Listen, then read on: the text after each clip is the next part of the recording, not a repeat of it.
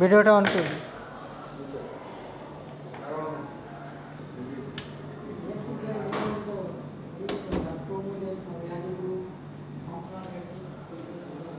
একটা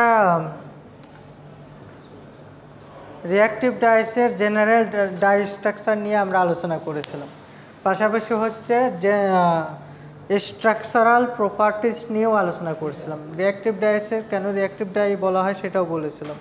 reactive die normally হচ্ছে সেলুলোজের সাথে কি কোভ্যালেন্ট বন্ড গঠন করে, ইলেকট্রন আদান প্রদানের মাধ্যমে কোভ্যালেন্ট বন্ড গঠন করে এবং সেলুলোজের একটা পার্টে পরিণত হয়।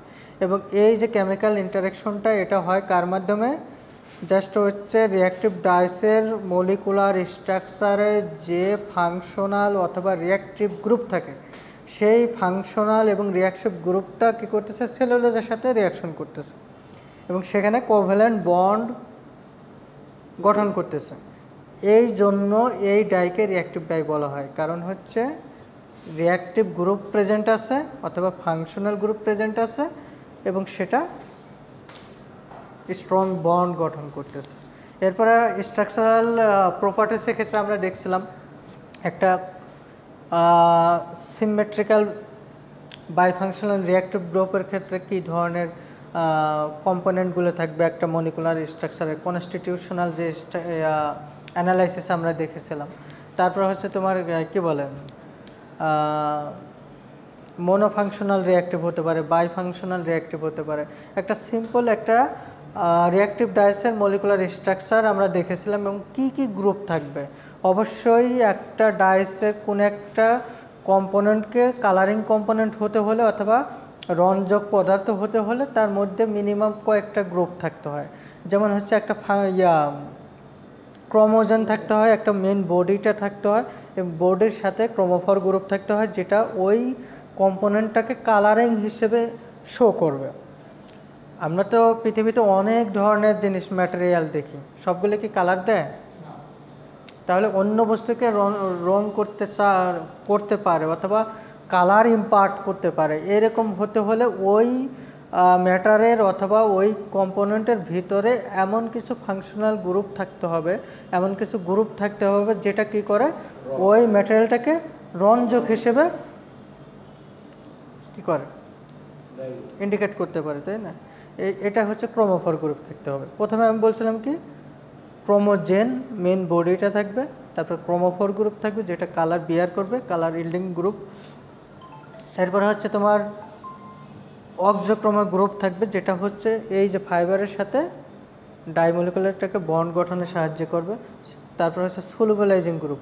আমরা যে যত ধরনের কালারিং কম্পোনেন্ট আছে কনভেনশনাল ডাইং মেথডের ক্ষেত্রে আমরা দেখে থাকি যে ম্যাক্সিমাম হচ্ছে ওয়াটার সলুবল। যদি কোনোটা সলুবল না হয়, পানিতে দ্রবীভূত না হয়, আমরা সলুবল ফর্মে নিয়ে আসি, তাহলে সলুবলাইজিং গ্রুপ থাকতে হবে যেটা যে গ্রুপটা ওই কম্পোনেন্টটাকে পানিতে দ্রবীভূত করতে সাহায্য করবে। তারপরে কী ছিল, ফাংশনাল রিঅ্যাক্টিভ গ্রুপ ছিল। তো এই ফাংশনাল রিঅ্যাক্টিভ গ্রুপ ফাইনালি সেলুলোজের সাথে অথবা ফাইবারের সাথে বন্ড গঠন করবে।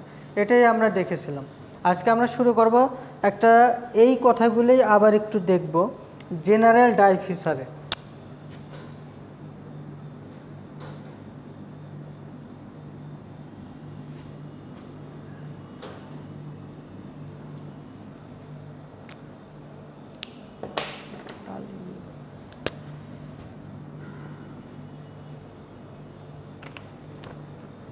আচ্ছা, বিস্তারিত না বলে শর্টকাট বুঝি।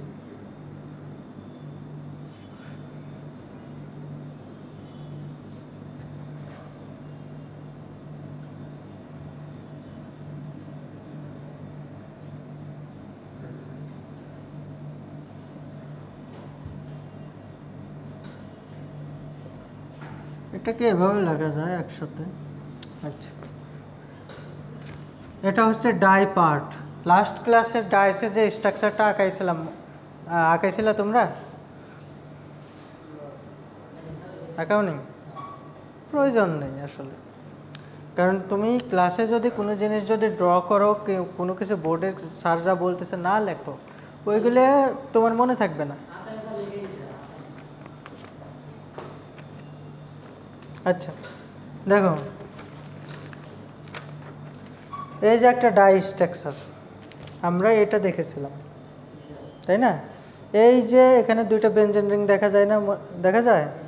এটা হচ্ছে তোমার ক্রোমোজেন, এটাই হচ্ছে পুরো মেইন বডি, ঠিক আছে? এবং এটার সাথে দেখো এই যে এখানেও একটা গ্রুপ আছে, সেম গ্রুপ SO3Na, এটা হচ্ছে সলুবলাইজিং গ্রুপ। আচ্ছা, এরপরে এই যে N দ্বিবন্ধন N অ্যাজো গ্রুপ, এটা হচ্ছে তোমার ক্রোমোফর, যেটা কালার। এই N দ্বিবন্ধন N এটার কারণেই এটা কি হচ্ছে, পুরো কম্পাউন্ডটা কালারফুল হচ্ছে। এই পাশে যেটা দেখতেছো বড় যেটা, এটা হচ্ছে তোমার ফাংশনাল অথবা রিঅ্যাক্টিভ গ্রুপ। যাই হোক, হ্যাঁ, এইখানে ডি দ্বারা এই ডাই পার্টটাই আমরা বুঝতেছি। ডি কি? ডায়ের যে মেইন পার্ট, ওই ক্রোমোফর গ্রুপ সহ ক্রোমোজেন। আচ্ছা, এটা হচ্ছে ওয়াটার সলুবলাইজিং গ্রুপ।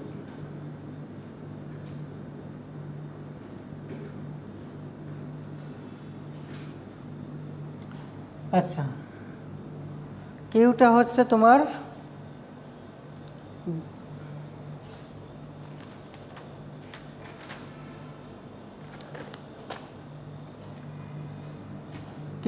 তোমার ব্রিজিং গ্রুপ।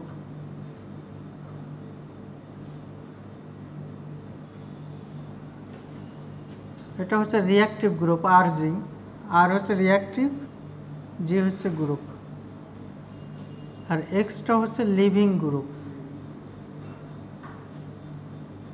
মনে আছে যে ডাইসের স্ট্রাকচারটা ওই যে ফাংশনাল গ্রুপের সাথে ক্লোরিন ছিল দুইটা, ক্লোরিনগুলো ক্লোরিন, ফ্লোরিন, ব্রোমিন, আয়োডিন, এই যে হ্যালোজেনেটেড যে গ্রুপগুলো, এগুলো হচ্ছে তোমার খুব সহজে রাসায়নিক বিক্রিয়ায় খুব সহজে সেপারেটেড হয়ে যায়, লিভিং হয় অথবা স্থান ত্যাগ করতে পারে, খুব সহজে এটাকে রিপ্লেস করা যায়।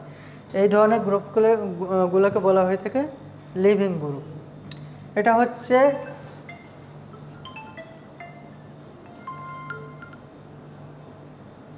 স্যার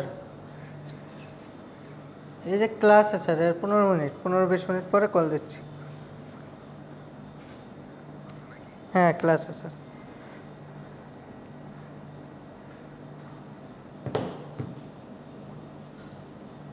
আচ্ছা, তাহলে একটা ডাইসের স্ট্রাকচারে, রিঅ্যাক্টিভ ডাইসের স্ট্রাকচারে এই বিষয়গুলো থাকবে।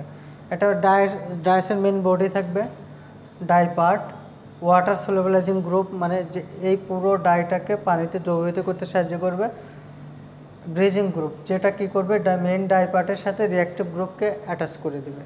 আর রিঅ্যাক্টিভ গ্রুপের কাজ হচ্ছে ফাইবারের সাথে বন্ড গঠন করা।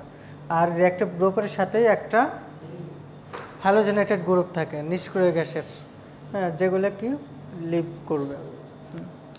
আচ্ছা, এইখানে এই সেম কথাই আমি একটু আগে বললাম, তারপরে বলার উদ্দেশ্য হচ্ছে এই গ্রুপ কোনটার এক্সাম্পল কোনগুলো। যেমন যদি আমরা সলুবলাইজিং গ্রুপ বলি, আমরা একটু আগে যে ডাই স্ট্রাকচারে দেখলাম সালফোনিক অ্যাসিড গ্রুপ, SO3Na দেখছিলাম না, সোডিয়াম সালফোনেট যদি হয় সালফোনিক অ্যাসিড গ্রুপ। তারপর হচ্ছে তোমার হাইড্রক্সিল গ্রুপ, নাইট্রেট গ্রুপ, তারপর হচ্ছে কার্বক্সিলিক অ্যাসিড গ্রুপ। এগুলো হচ্ছে তোমার সলুবলাইজিং। এই গ্রুপ যদি এই ডাইসের স্ট্রাকচারের সাথে অ্যাড করে দেওয়া যায়, তাহলে এগুলো পানিতে দ্রবীভূত হবে, ওই ডাইটা পানিতে দ্রবীভূত হবে। আর এই যে ডাইটা, এটাকে বিভিন্ন রকম হতে পারে। তোমার হচ্ছে অ্যানথ্রাকুইনোন স্ট্রাকচার হতে পারে, তারপর হচ্ছে তোমার থ্যালোসায়ানিন হতে পারে, 1,1 মেটাল কমপ্লেক্স হতে পারে। আর এরপরে আসা হচ্ছে ব্রিজিং গ্রুপ নর্মালি হয় NH, তারপর হচ্ছে CONH হতে পারে, ওই যে অ্যামাইড লিঙ্কেজ আছে না, তারপর হচ্ছে CO, এভাবে ওই যে উলের ক্ষেত্রে উল ফাইবারের স্ট্রাকচার পড়ছে না, CONH অ্যামাইড প্রোটিন লিঙ্কেজ। হ্যাঁ, তারপর হচ্ছে তোমার এইগুলো হচ্ছে ব্রিজিং। আর রিঅ্যাক্টিভ গ্রুপ হয়ে থাকে তোমার হচ্ছে DCT, MCT, তারপর হচ্ছে ভিনাইল সালফোন,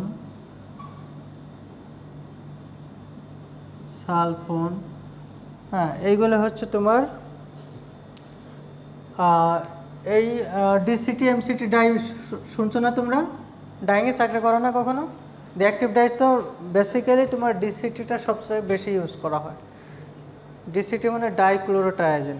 ওই যে গত ক্লাসে দেখেছিলাম যে স্ট্রাকচারটা গেছিলাম, 2টা ক্লোরিন ছিল, ট্রায়াজিনের পাশে 2টা ক্লোরিন ছিল। ওই ধরনের ডাইসগুলো সবচেয়ে বেশি রিঅ্যাক্টিভ ডাইস ইন্ডাস্ট্রি যত ইউজ হয়, ডিসিটিটা সবচেয়ে বেশি ইউজ হয়। আচ্ছা, এটা হচ্ছে ডাই। ক্লোরিন কয়টা? ক্লোরিন 2টা ছিল না? ডাই মানে 2, ক্লোরো ট্রাই অ্যাজিন। ওই যে নাইট্রোজেন কয়টা ছিল? 3টা, ট্রাই অ্যাজিন। আচ্ছা, 2টা ক্লোরিন ট্রাইঅ্যাজিন। আর এমসিটা হচ্ছে মোনো ক্লোরো ট্রাই অ্যাজিন। সবচেয়ে বেশি এই ডিসিটি টাইপের রিঅ্যাক্টিভ গ্রুপযুক্ত রিঅ্যাক্টিভ ডাই সবচেয়ে বেশি ইউজ করা হয়। আচ্ছা, তাহলে রিঅ্যাক্টিভ গ্রুপের এক্সাম্পল ডিসিটি, এমসিটি, ভিনাইল সালফোন এই টাইপের রিঅ্যাক্টিভ গ্রুপ হয়ে থাকে নর্মালি, আরও অনেক আছে। আচ্ছা, আর এই যে এগুলোর সাথে ক্লোরিন থাকে, ফ্লোরিন হতে পারে, তোমার ডিএফটি হতে পারে, ডাই ফ্লোরো ট্রাইজিন হতে পারে। ওই যে ক্লোরিন, ফ্লোরিন, ব্রোমিন এই জাতীয় হ্যালোজেনেটেড গ্রুপযুক্ত রিঅ্যাক্টিভ ডাই গ্রুপ হতে পারে। আচ্ছা, তাহলে সোলোবিলাইজিং গ্রুপ পাইলাম, ডাই পার্ট কোন ধরনের হতে পারে পাইলাম, ব্রিজিং গ্রুপ পাইলাম, রিঅ্যাক্টিভ গ্রুপ পাইলাম, leaving group chlorine, fluorine, bromine, thiol হতে পারে, মেথক্সি হতে পারে। এই নোটটা দেখো তাই বুঝতে পারবে।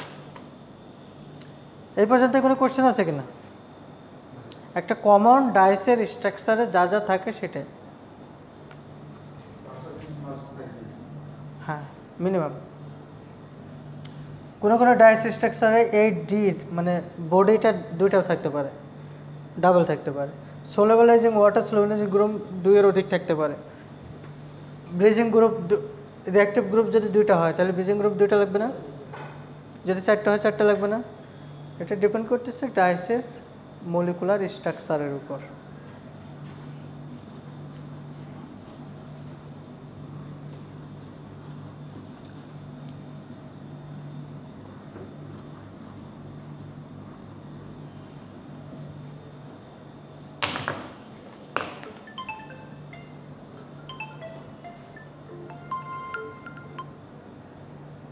আসসালামু আলাইকুম স্যার।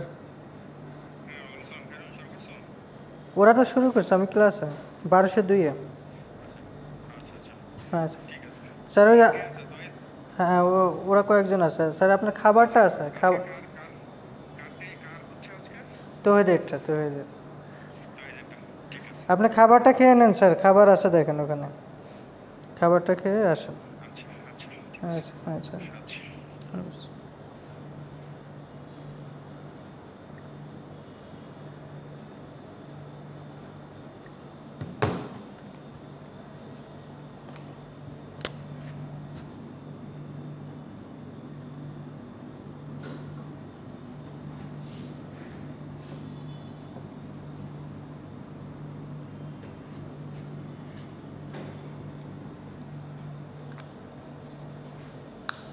তাহলে কয়টা পার্ট মনে আছে?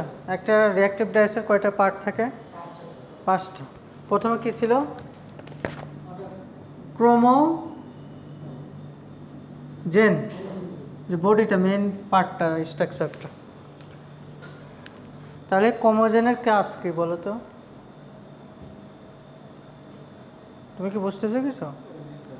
ক্রোমোজেনের কাজটা কি জানো না? 5টা অংশের কাজ বলছি না? Contributing the colour and mass of the substance for the fibre. এই ক্রোমোজেনের কাজটা হচ্ছে এই ওর তো মেন বডিটাই, পুরো কালারকে সে কী করতেছে? ধারণ করতেছে, তাই না? ধরো আমি একটা ডাইমলিকুল, আমার ভিতরে এমন কিছু আছে, একটা অংশ আছে যেটার কারণে আমার পুরো বডিটা কালারফুল, আমি কোথাও লাগলে সেটা রং হয়ে যায়, বুঝো নি? তাহলে এই পুরো বডিটাই হচ্ছে কি? ক্রোমোজেন। এবং এই বডির মধ্যে কোনো একটা জিনিস আছে যার কারণে আমার এই বডিটাই কালারফুল, সে আমি যে কোনো জায়গায় লাগলে সেটা রং হয়ে যায়, এবং স্পেসিফিক রং। বুঝছো ক্রোমোজেনের কাজ? বুঝছো? দ্য রিঅ্যাক্টিভ সিস্টেম, তারপর আছে enabling the dye to form a covalent bond. তারপর প্রথমটা ছিল ক্রোমোজেনের কাজ বুঝছো তাই না, তারপরে কি ধরো রিঅ্যাক্টিভ গ্রুপ, এটাই আগে লিখে দিই। এটার কাজ কি?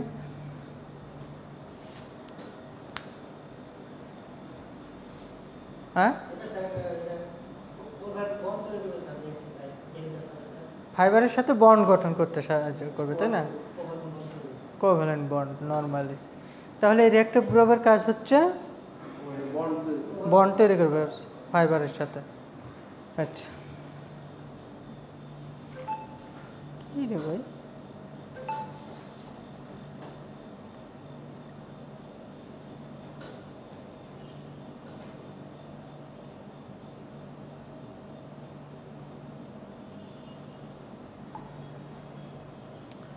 আচ্ছা 3 নম্বরটা হচ্ছে ধরো আগে এগুলি লেখা উচিত ছিল রিঅ্যাক্টিভ পরে, তারপরে লিখিত। একটু আগেই যেহেতু কথাগুলো বলছি তোমরা বুঝবা।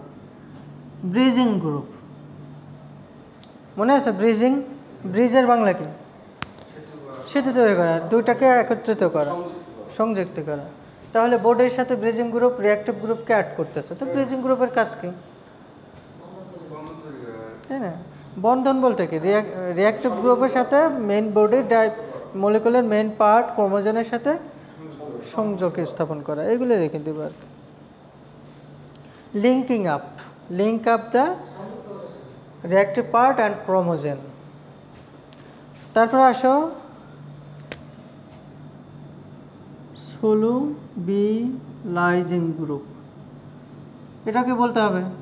এতক্ষণ ধরে সলুবিলাইজিং গ্রুপ কথা বলতেছিলাম, যেটা পানিতে দ্রবীভূত করতে সাহায্য করবে পুরো ডাইমলিকুলটাকে। তারপরে আছে তোমার ধরো যে লিভিং গ্রুপ, মনে আছে? LAVING, living group. আচ্ছা এইগুলো হচ্ছে রিঅ্যাক্টিভ সিস্টেম অফ রিঅ্যাক্টিভ ডাইসেস।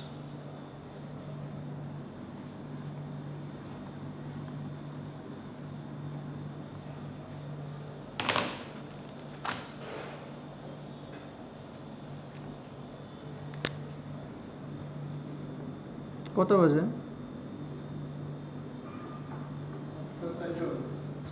সময় আছে না? এগুলো কি প্রয়োজন শেখার?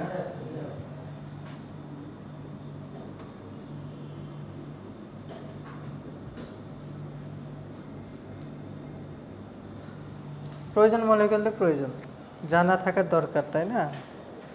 যেহেতু মেজর নিছো কি ওয়েট প্রসেস, চাকরি করার ইচ্ছা তো ডাইং অথবা এই রিলেটেড ফিল্ডে তাই না?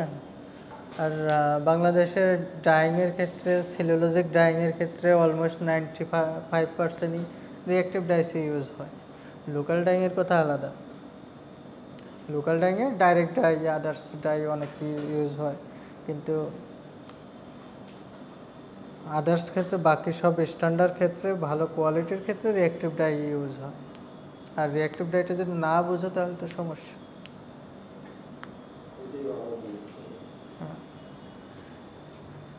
গুরুত্ব কি এই রিঅ্যাক্টিভ গ্রুপ, রিঅ্যাক্টিভ ডাইসের মধ্যে রিঅ্যাক্টিভ অথবা ফাংশনাল গ্রুপ এর গুরুত্বটা কি, ইম্পর্টেন্স কি বলো তো? রিঅ্যাক্টিভ ডাইসের মধ্যে রিঅ্যাক্টিভ গ্রুপের গুরুত্ব কি?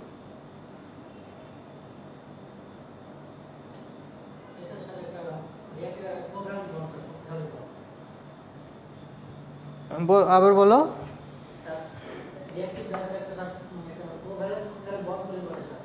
হুম,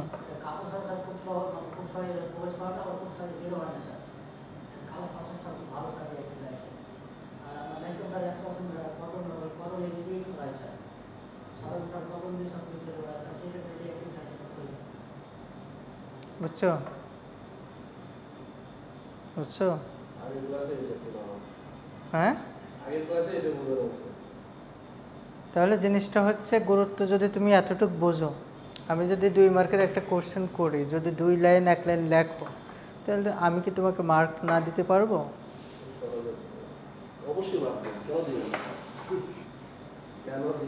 কিন্তু কপি পেস্ট করে এইটার অ্যান্সার হচ্ছে ও যেরকম বললো বড় জোর 2 লাইন। তুমি যদি 20 লাইন লিখে দাও অথবা নেটে যা আসে সব কপি করে পেস্ট করে দাও, আমি কি তোমাকে মার্ক দিব?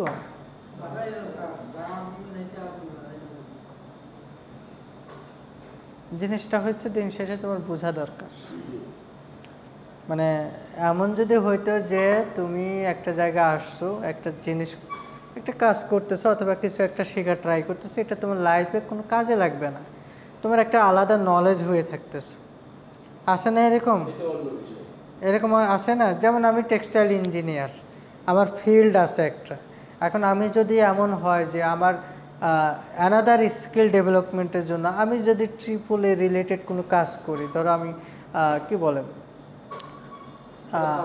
হাউস ওয়ারিংয়ের একটা কাজ আমি শিখে নিলাম, আমার বাসা বাড়িতে যদি কখনো কোনো ইলেকট্রিক্যাল কোনো প্রবলেম হলো, সুইচ বোর্ডে কিছু হলো, তা দেখা গেলো আমি ওই নিজেটা করতে পারলাম। কিন্তু ওইটা আমার শিক্ষায় রাখাটা যত জরুরি, তার চেয়ে 1000 গুণ জরুরি হচ্ছে আমি আমার যে ট্র্যাকে আমার লাইফটাকে, আমার কেরিয়ারটাকে গঠন করতে যাচ্ছে সেটাও শেখা।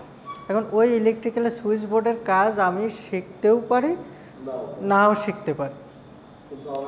কিন্তু তোমাদের প্রবলেমটা হয়ে গেছে, তোমরা ইলেকট্রিক্যালটা গুরুত্ব দিয়ে শিখতেছো যেখানে তুমি তোমার ক্যারিয়ার করবে না, আর যেখানে তুমি তোমার ক্যারিয়ার করতেছো সারাদিন তোমাকে যেখানে কাজ করতে হয় সেটার বেসিকটা নিয়ে যাচ্ছ না, চেষ্টাও করতেছো না। এটা হচ্ছে তোমাদের সবচেয়ে বড় প্রবলেম, যে কারণে তোমরা এই ফিল্ডে খুব তাড়াতাড়ি ডেভেলপ করতে পারতেছো না, তোমাদের অনেক সময় দেওয়া লাগতেছে।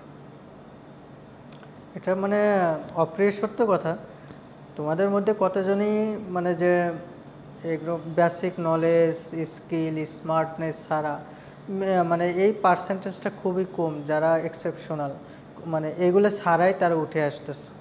হয়তো তাদের লবিং ভালো আছে, লাক ভালো আছে, কিন্তু স্কিল, স্মার্টনেস, টেকনিক্যাল নলেজের বাইরে ট্র্যাকে খুব দ্রুত ডেভেলপ করার কোনো ওয়ে নেই। ঠিক আছে, এই কথা প্রতিদিনই বলি, তুমি তারপরে ভুলে যাও। আজকে যারা আসছে তারা নেক্সট ক্লাসে আসবে না। তাহলে দেখো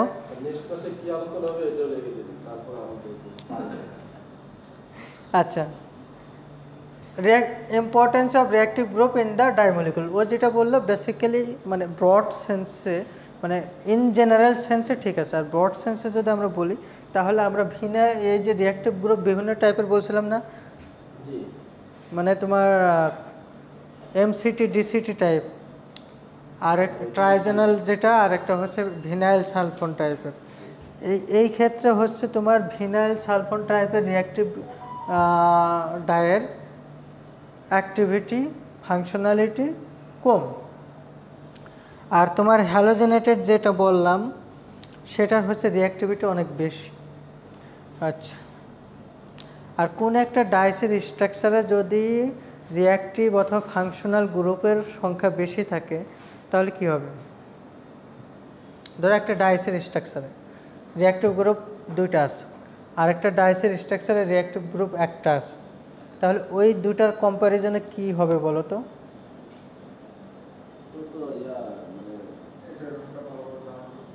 কোনটায় কম আছে?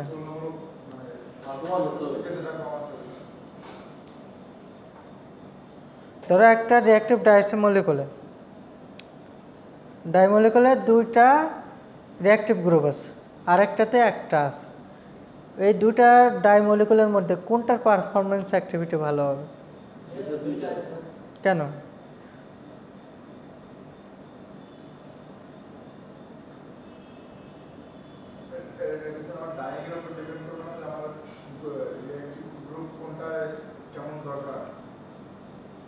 রিঅ্যাক্টিভের বাংলা বুঝছো তুমি? ফাংশনাল রিঅ্যাক্টিভের বাংলা বুঝছো?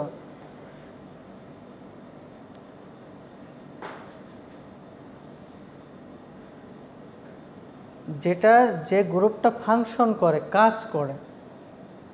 আমার 2টা হাত আছে, একটা হাত ফাংশন করে আর একটা করে না, তার মানে কি?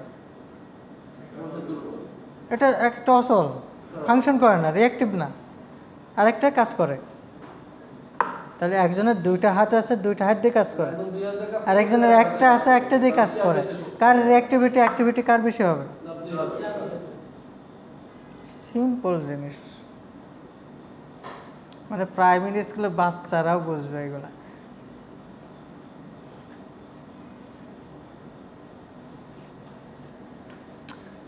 দুইটা রিঅ্যাক্টিভ গ্রুপ থাকলে দুইটা রিঅ্যাক্টিভ গ্রুপ সেলুলোজের সাথে ডাবল বন্ড গঠন করবে, একটা থাকলে একটা বন্ড। তার মানে কি, এই যে ফাইবারের সাথে ডাইমলিকুলার যে বন্ডটা হচ্ছে, স্ট্রং বন্ড হচ্ছে না,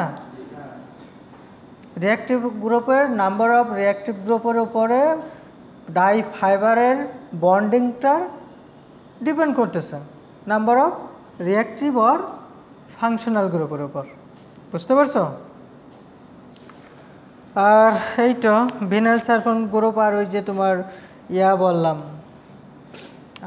হ্যালোজেনেটেড যেগুলা, সেটার ক্ষেত্রে ক্লোরিন, ফ্লোরিন, ব্রোমিন এগুলো থাকলে এগুলোর রিঅ্যাক্টিভিটি বেশি থাকে, বাট ভিনাইল সালফোনের রিঅ্যাক্টিভিটি কম থাকে।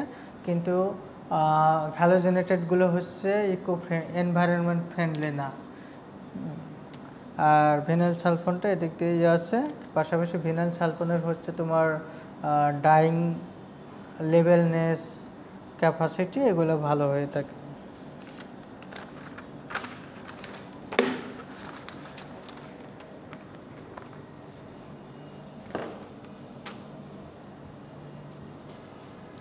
আমরা চেষ্টা করি, এখন তোমরা কতটুকু বুঝবা না বুঝবা এটা তোমাদের ব্যাপার, আমাদের দায়িত্ব পালন করে যাই।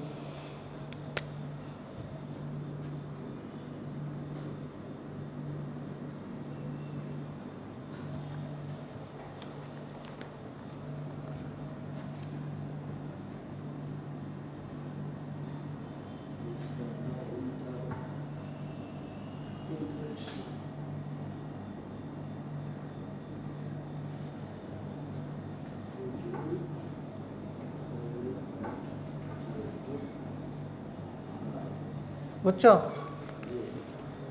ধরো তোমাকে আমি এরকম বললাম যে সেলুলোজ এবং রিঅ্যাক্টিভ ডাইয়ের মধ্যে যে ইন্টারাকশন হয়, কেমিক্যাল রিঅ্যাকশনটা হয়, এটা বর্ণনা করো। কেমনে হয়, কোথায় হয়, কিভাবে হয়, মানে কোথায় হয়, কেন হয়, কিভাবে হয়, তিনটা জিনিস যদি তুমি জানো। রিঅ্যাক্টিভ ডাই দিয়ে তুমি সুতি কাপড় রং করো, এই তুমি দেখছো ডাইং দেখছো? রিঅ্যাক্টিভ ডাই দিয়ে কটন ফাইবার ডাইং করে ফ্যাব্রিক। হ্যাঁ হ্যাঁ, কেন কেন করো? রিঅ্যাক্টিভ ডাই দিয়ে ডাইং করো, দেখছো না? সুতি কাপড় রং করে না? কী দিয়ে রং করে? বিভিন্ন ধরনের ডাই দিয়ে। কেন করে?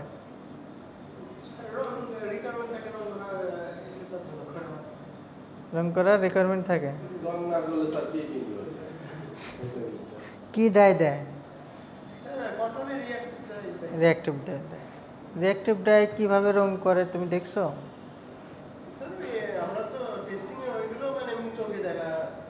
শেখার ইচ্ছা হয় না, কাজের প্রেশার থাকে, এক্সট্রা টাইমে যাইতে হয়, ধরো আপডেটে যাইতে হয়, অথবা তোমার এখানে আসো না রেগুলার। আর থাকে তোমার এক্সট্রা টাইম দিতে হয় কখন? তোমার শিফট শেষ হয়ে গেল, পরের শিফটে 2 ঘন্টা থাকলা, এভাবে আমি কাজ শিখছি। আচ্ছা দেখো, interaction between cellulose and reactive dye. তোমরা সেলুলোজের স্ট্রাকচার মনে আছে? কেমিক্যাল স্ট্রাকচার সেলুলোজের, হ্যাঁ মনে নেই? মানে লজ্জাজনক এই ভিডিওগুলো যদি মানুষ দেখে।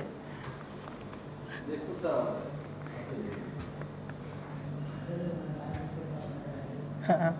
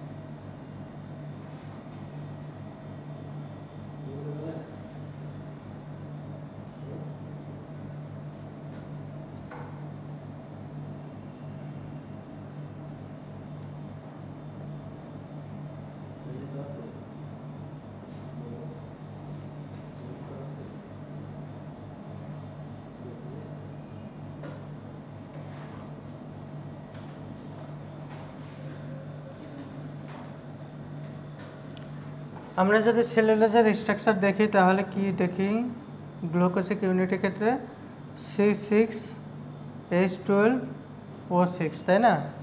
এটা হচ্ছে তোমার এই পর্যন্ত হচ্ছে পুরোটা হচ্ছে সেলুলোজ ইউনিট, আর গ্লুকোজিক ইউনিট হচ্ছে এটা। যদি কনসিডার করো, দেখো এখানে কয়টা কার্বন আছে, এটা হচ্ছে গ্লুকোজিক ইউনিট। হ্যাঁ, সেলুলোজের গ্লুকোজিক, গ্লুকোজ চেনো? গ্লুকোজ নাম শুনছো কখনো? গ্লুকোজ, সুক্রোজ, গ্লুকোজ কেমিস্ট্রিতে পড়াইছে, মানে কি বলবো আর কি। কার্বন কয়টা? কার্বন 6, এটা সেলুলোজের গ্লুকোজিক স্ট্রাকচার বলে। Carbon 6, hydrogen 12, oxygen 6। কার্বন কয়টা? একটা, দুইটা, তিনটা, চারটা, পাঁচটা, 6টা। কার্বন 6টা মিলছে। হাইড্রোজেন কয়টা? 12টা। একটা, দুইটা, তিনটা, চারটা, পাঁচটা, 6টা, 7টা, 8টা, 9টা, 10টা, 11টা, 12টা। যেহেতু দুইটা গ্রুপ লিঙ্কিং হয়েছে, পলিমারাইজেশন হয়েছে চেন আকারে, আরেকটা গ্লুকোজিক ইউনিট যুক্ত হয়ে সেলুলোজিক হচ্ছে। এভাবে পর্যায়ক্রমে 5000 যুক্ত হয়ে সেলুলোজ হয়। তাহলে দেখো এই স্ট্রাকচারের মধ্যে কোনো পার্থক্য আছে?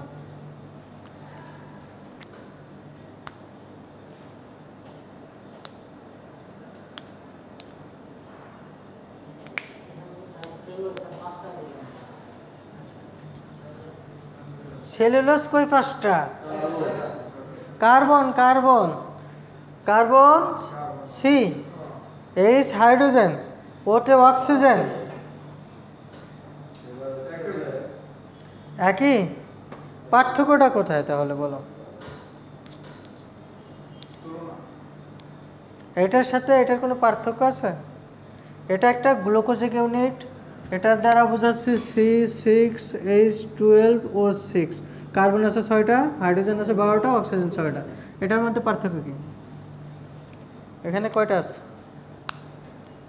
সেম না? সেম।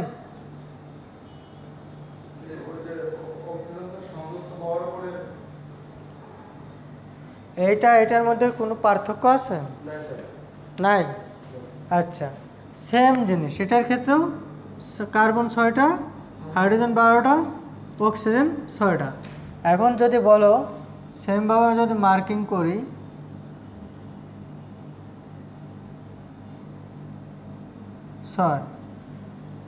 এখন অক্সিজেন যদি দেখি 1টা, 2টা, 3টা, 4টা, 5টা, এই যে একটা, এইটা শেয়ার করছে দুইজন, এই জায়গা বন্ডটা তৈরি হয়েছে।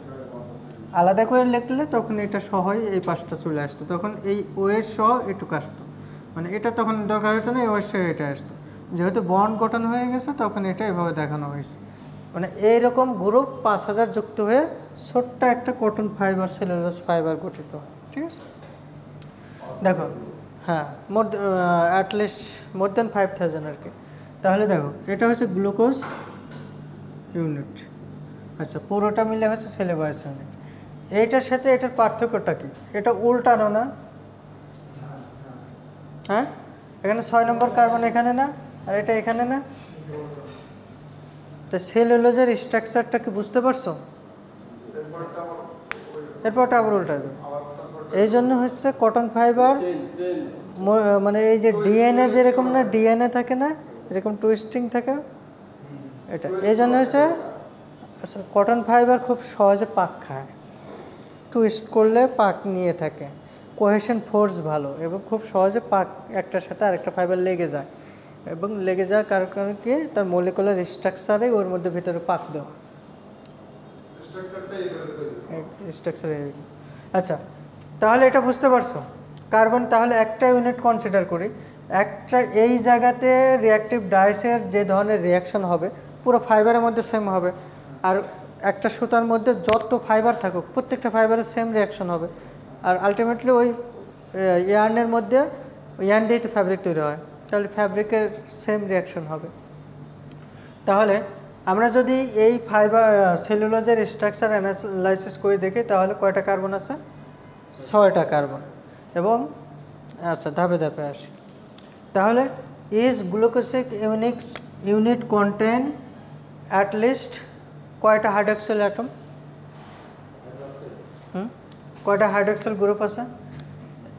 1টা 2টা 3টা, অ্যাটলিস্ট 3টা। এখানে তো আবার আর একটা গ্রুপ যুক্ত হবে, তবে সেখানে আর হাইড্রক্সিল হিসেবে থাকবে না, এইভাবে চলে যাবে।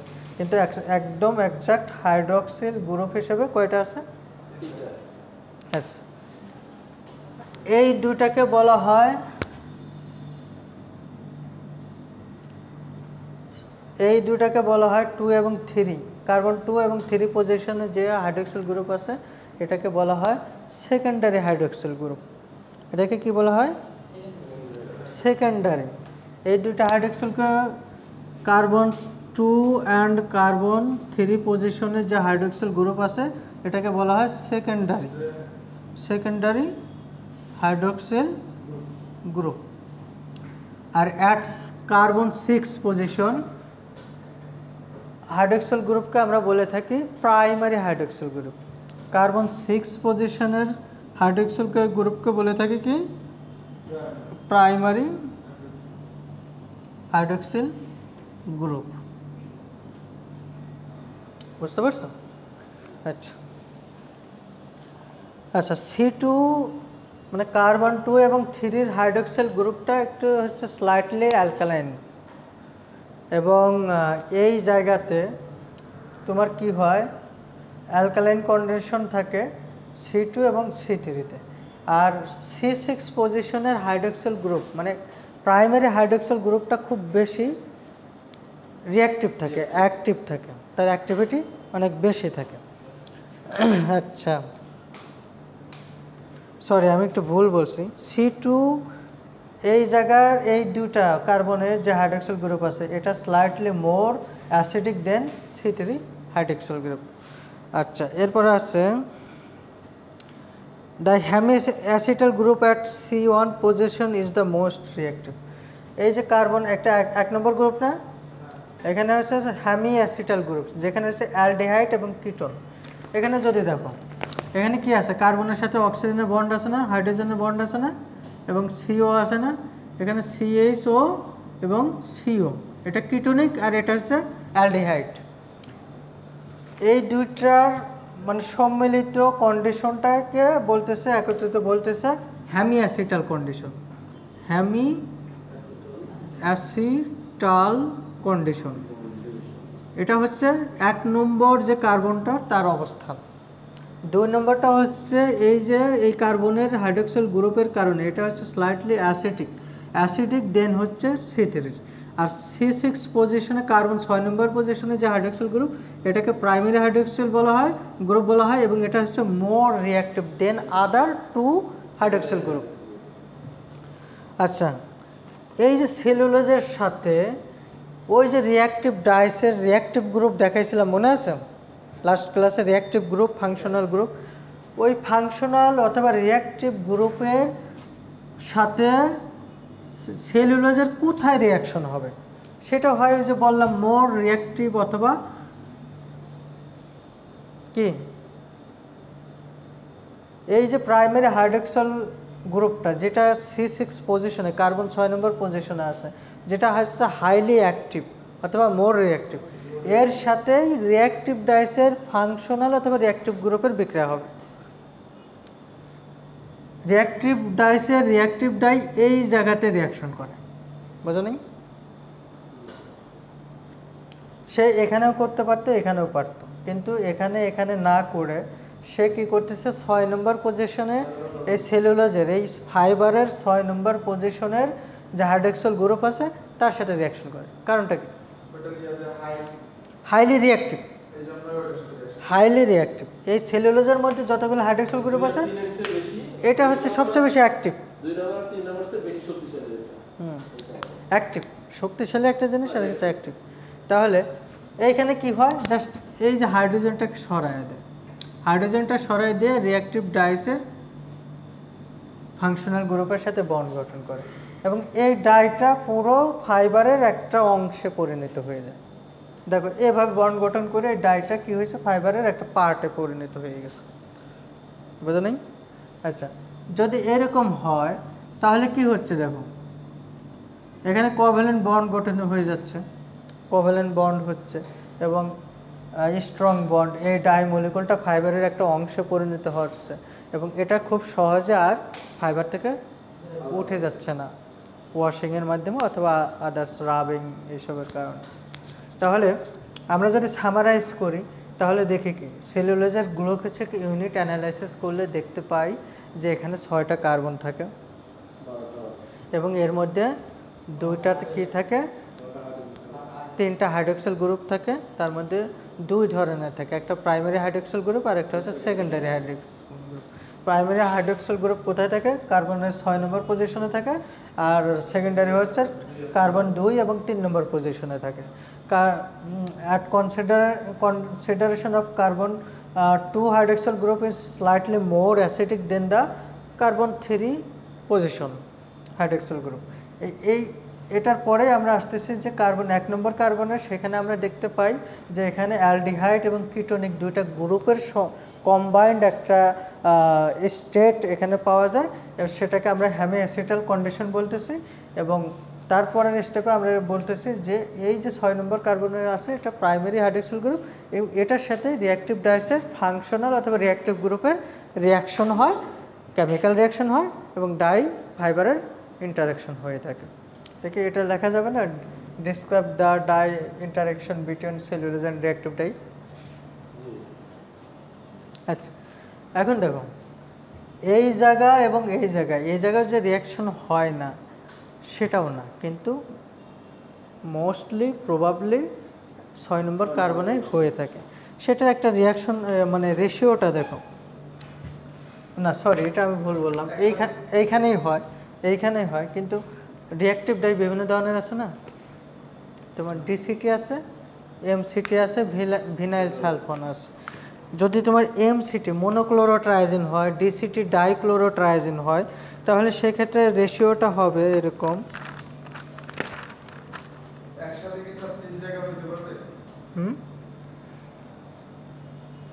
আচ্ছা, এটা যদি আমরা একটু দেখি এখানে এই জিনিসটা কিভাবে লেখা যায়, CH2OS এটাকে বলা হয়েছে প্রাইমারি, তোমার কোশ্চেনে আসতেছে পরে কোশ্চেন, প্রাইমারি হাইড্রোক্সিল গ্রুপ। আর এইগুলিকে আমরা কিভাবে লিখি, CHOS না, এই যে এখানে দেখো এটাকে কিভাবে লিখতেছে CHOS না, আর শুধু এই জায়গায় কি আছে CH2OS, তাই তো? আচ্ছা, এটা হচ্ছে সেকেন্ডারি হাইড্রোক্সিল গ্রুপ। এই দুইটা রেশিও প্রাইমারির সাথে সেকেন্ডারি হাইড্রোক্সিল গ্রুপের যে reaction ratio for MCT dyes, এটার ক্ষেত্রে রেশিওটা হয়ে থাকে তোমার হচ্ছে 6 নম্বর কার্বনে কি এটা আছে না, C6 এটা আছে না প্রাইমারি, আর এগুলো আছে কত C2 or C3, তাহলে C2/C3 রেশিও হচ্ছে রিয়াকশন রেশিও 15:1। এই জায়গাগুলোতে যে রিয়াকশন হয় না সেটা না, বাট রিঅ্যাক্টিভিটির উপর ভিত্তি করে কেন আমরা এই জায়গায় সবচেয়ে বেশি রিয়াকশন হচ্ছে, বেশি রিঅ্যাক্টিভিটি, বেশি অ্যাক্টিভ কেন বলতেছি, এই যে রেশিওর উপর ভিত্তি করে 6 নম্বর কার্বনের যে প্রাইমারি হাইড্রোক্সিল গ্রুপ আছে সে যে ডাইসের সাথে রিয়াকশন করে, আর এই 2-3-এ যে হাইড্রোক্সিল গ্রুপ আছে সেকেন্ডারি, তার সাথে অনুপাতটা দেখো 15 গুণ বেশি।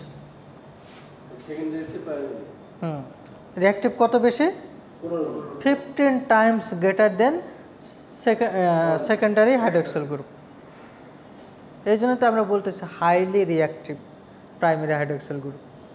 আচ্ছা, এরপর আর কি আছে, ডিসিটির ক্ষেত্রে যদি আমরা বলি তাহলে এই রেশিওটা দ্বারা হচ্ছে 3:1।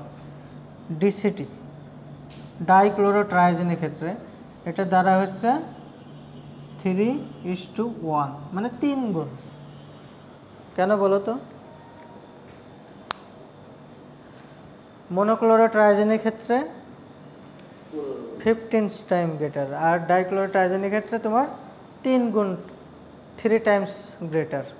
আচ্ছা, ডিসিটির অ্যাক্টিভিটি কম, রিঅ্যাক্টিভিটি কম না? হ্যাঁ, আর এমসিটির রিঅ্যাক্টিভিটি বেশি। এই জন্য ফ্যাক্টরিতে ডিসিটি ইউজ করা হয় বেশি, এমসিটি ইউজ করা হয় কম। তোমরা ফ্যাক্টরিতে যে দেখবা যত ধরনের রিঅ্যাক্টিভ ডাইস আছে তার ম্যানুয়ালগুলো নিয়ে ক্যাটালগুলো দেখবা, সেখানে বেশিরভাগই হচ্ছে ডিসিটি রিঅ্যাক্টিভ ডাইস বেশি ইউজ করা হয় এমসিটির থেকে, এটা বেশি ইউজ করা হয়। কারণ হচ্ছে ডিসিটির রিঅ্যাক্টিভিটি কম। যে জিনিস খুব ধীরে সুস্থে রিয়াকশন করে তার লেভেলনেস ভালো থাকে। লেভেল ডাইংয়ের জন্য, ইভেন্ট ডাইংয়ের জন্য, সুষম ডাইংয়ের জন্য আছে না, যে তোমার কি বলে, হুট করে যদি ডাইং হয়ে যায়, হুট করে কিছু একটা কাজ করে, ভুল হওয়ার সম্ভাবনা বেশি থাকে না, আনইভেন। এই রিঅ্যাক্টিভিটি যত বেশি হবে, ধরো কাপড়টা দিছো ডাইসের মধ্যে, পাত্রের মধ্যে, সাথে সাথে কোথাও কোথাও বেশি পরিমাণ ডাইস ঢুকিয়ে গেছে, মানে খুব বেশি অ্যাবজর্পশন পার্সেন্টেজ অথবা সাবস্টেন্টিভিটি। ডিসিটিটা হচ্ছে ধীরে ধীরে হচ্ছে রিঅ্যাক্টিভিটি রেশিওটা মানে কম, যে কারণে কি হচ্ছে লেভেল ডাইং হয়, ইউনিফর্ম ডাইং হয়, আনইভেননেস কম হয়, এবং আরও বেশ কিছু প্রপার্টিস আছে। এই জন্য হচ্ছে ডিসিটি ডাবল রিঅ্যাক্টিভ গ্রুপ আছে, সে ডাবলভাবে বন্ড গঠন করতেছে, পাশাপাশি স্লোলি করতেছে, ইভেন্ট ডাইং হচ্ছে। এমসিটি হচ্ছে রিঅ্যাক্টিভিটি অনেক বেশি, আরও অনেক ধরনের প্রবলেম আছে, যেহেতু ফাস্টনেস প্রপার্টিসও কম হচ্ছে, বন্ড একটা হচ্ছে। যাই হোক, এরপর আসো, এই তো শেষ, তাহলে টাইম শেষ। Describe the reactive dye interaction between cellulose and reactive. খুবই ইম্পর্টেন্ট 5-6 মার্কের একটা কোশ্চেন।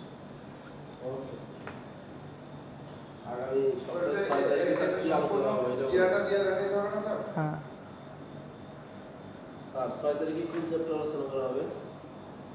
এটাই রিঅ্যাক্টিভ আর ডিসপার্স।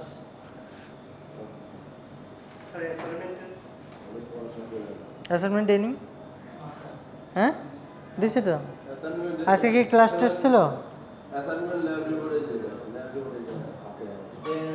ল্যাব রিপোর্ট আর অ্যাসাইনমেন্ট এক না।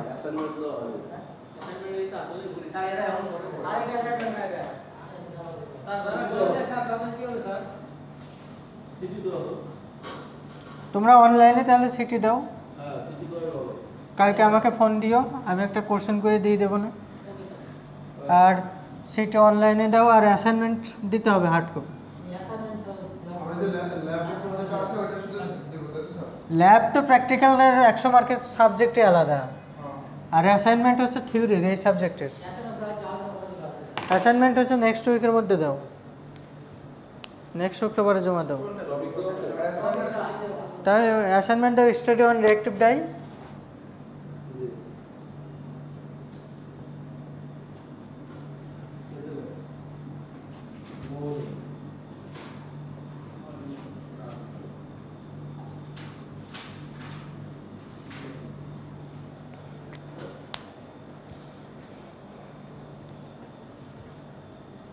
একটু বন্ধ করো।